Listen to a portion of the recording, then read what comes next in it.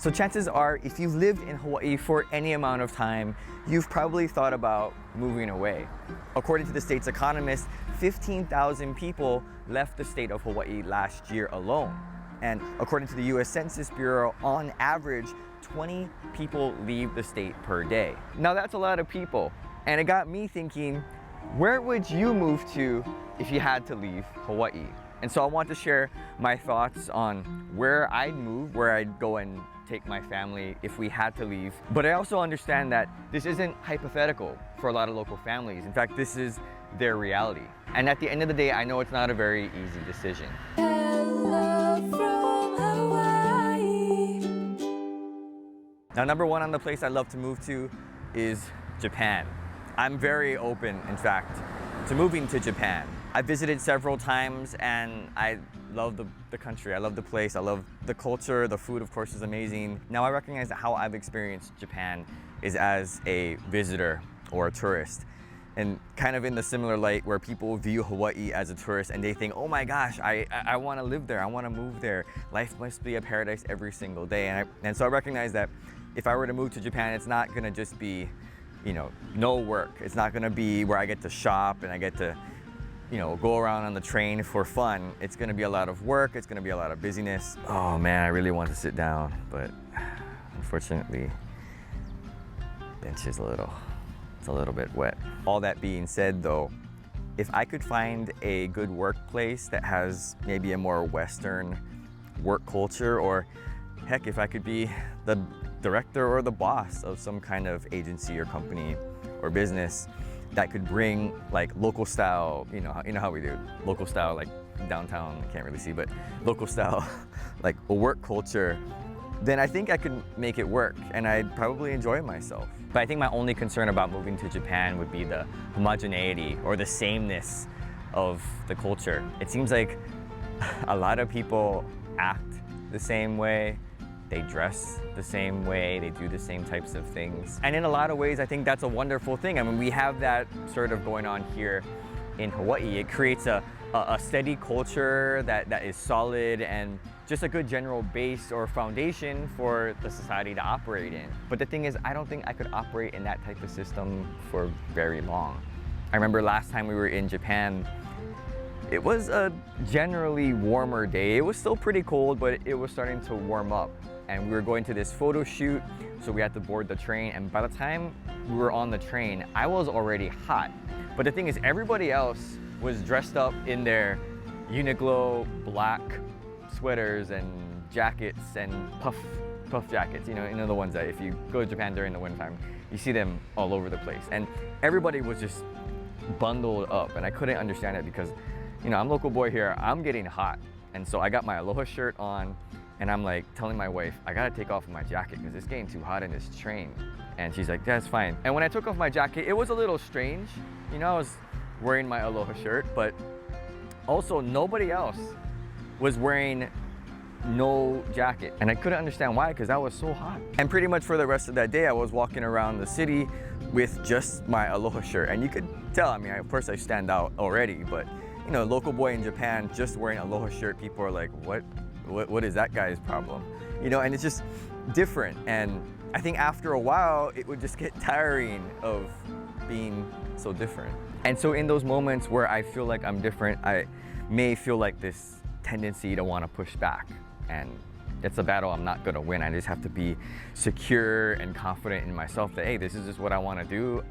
I want to do things this way. Everyone else does it differently. Okay, that's fine, but I'm gonna do things differently, like walking around, talking into a camera. But still, I love the idea of moving to Japan. Maybe not in the immediate future, but one day I would absolutely be open to moving to Japan, especially if it's towards the later years of my life. I could just imagine myself walking to Family Mart every single morning, grabbing onigiri and some juice, sitting on some bench somewhere. Oh man, that would be awesome. All right, it's that time of year again. Looks like they're setting up for the Christmas lights. Now, another place that I consider moving to is Las Vegas, specifically Henderson, Nevada. I heard there's already a pretty sizable Hawaii community up there, and I think it'd be really great to have that Hawaii community up there. Not that I'd only have friends who are from Hawaii, but I think just being reminded about Hawaii in those subtle ways is extremely, extremely important. It kind of be like the time that I went to Forest Grove, Oregon to Pacific University. I went there to talk to some of the faculty about possibly an MFA in creative writing and just see how the campus was. And after talking to the department chair, I wanted to go on a campus tour, and I recognized that there were some Hawaii kids there. There was a Hawaii club there. So I contacted them and asked them, oh, can you show me around the campus if you got some time? And they were like, oh yeah, absolutely, absolutely. So I met up with them and they took me around the campus. And the first thing I noticed about that school was there were choke Hawaii kids. Or if you don't know what choke means, it means plenty. There were so many Hawaii kids at that school, I couldn't believe it. It almost felt like 80 to 90% of the students there were from Hawaii in some way. And you could just tell, like, you know, when you see someone from Hawaii, you can just kind of tell. I know that probably wasn't the case. There probably were a lot less, but it just felt like I was on a community college campus here on Oahu. In fact, there were so many Hawaii kids there that I actually bumped into someone that I knew. And I told her, man, there's a lot of Hawaii kids here at Pacific. I didn't realize that. And she said, yeah, isn't it great? Now, I got mixed feelings about that, but the idea of just being able to walk around and just seeing things that remind you of home. It's not like it's a special luau or you see like coconut trees and like, oh yeah, that's kind of like what, it's like, no, you just walk around, you see the people, you hear the pigeon, you know, maybe you probably see some lifted Tacomas, you see some uncles walking around with slippers, or you know, the aunties with the jangling Hawaiian gold on their wrists, like that kind of stuff that you walk around. It's very subtle, but you just immerse yourself in that type of culture, and I think maybe in a place like Henderson, you could actually experience that every single day. And of course, anytime that we want local food, Zippy's is up there now. And the last place I consider moving to is small town USA. I just use that term categorically to mean any sort of generally small town in the United States. Now on Oahu specifically, I feel like we don't have too many of those small towns. I mean, maybe you got Laie, Waimanalo, or Waianae, but generally speaking, most of the places are sort of lumped here on Oahu in Honolulu or Ewa Beach, Kapolei. But I know that there are these places on the mainland, these small pockets of communities that would be very accepting of a family from Hawaii. And I know because I experienced that in this small town called Windsor, Colorado. If you've never heard of Windsor, Colorado, there's not much going on there. Pretty small town, generally speaking. But when we were up there for college, there were a group of people from Windsor who just loved us, who not just loved us because we were from Hawaii and, oh cool, that's so novel. Tell us about Hawaii. It must be so warm and the beaches must be so nice, and why would you ever, you know, those questions that you typically get when you tell someone from the mainland that you're from Hawaii.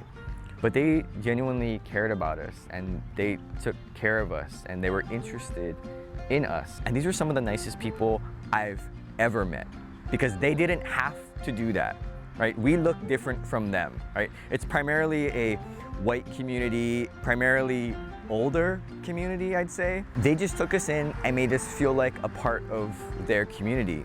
Oftentimes, we had nowhere to go for Thanksgiving or some Christmases. And so they would just invite us and take us in. We'd have potlucks, and it was the first time I tried collard greens and realized that it tastes pretty similar to laulau. I mean, I was pretty shocked. And I remember there's this one uncle who played guitar, and I told him, oh, I wish I could learn how to play guitar. I have one, but I don't know how to play it. And so he volunteered to teach me once a week. We'd meet up and he would show me how to play guitar, and I was terrible. And we end up just talking story anyway most of the time, not really even playing. But the fact that he would just do that for me, I just thought was really awesome. You know, sometimes we talk about aloha or the aloha spirit as if it's this exclusive thing only in Hawaii, that that there's not that type of kindness or that type of generosity or friendliness in other parts of the country, and that's simply not true. In terms of just that being human, being nice, treating others with respect and kindness, there are other places that I've experienced that across the world. And when it comes to small town America, I don't know how you find these places.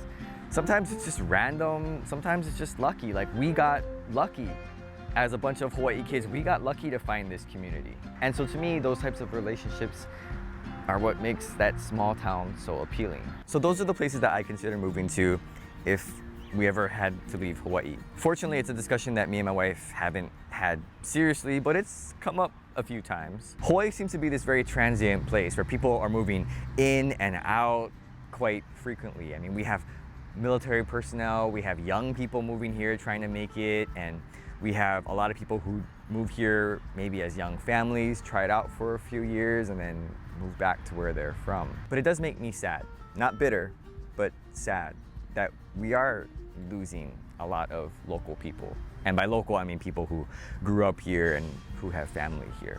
It's also sad that we're losing people who move here and they try it for maybe 3 to 5 years and they just decide it's too much. And I know that the transient nature of Hawaii's demographics affects the culture.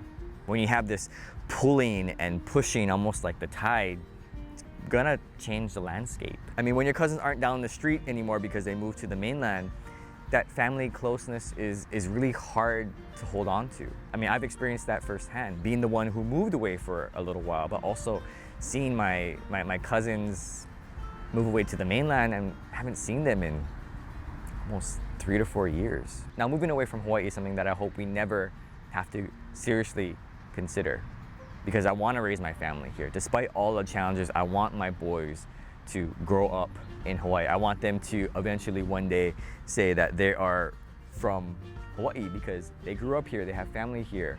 They're tied to the local culture in more than just, oh yeah, that's the place that we visit, you know, every year or two. And it's okay if that's how some people, whether by their own choice or not, experience Hawaii from that sort of distant level. But for my kids, that's what I want to give them. I want to provide that for them. But at the same time, I'm not sold on living here for the rest of my life. I'm not. I think that there are so many other wonderful places in the world to go to, and given certain circumstances or opportunities, I would be very open to going to those places. So thanks for watching, and aloha.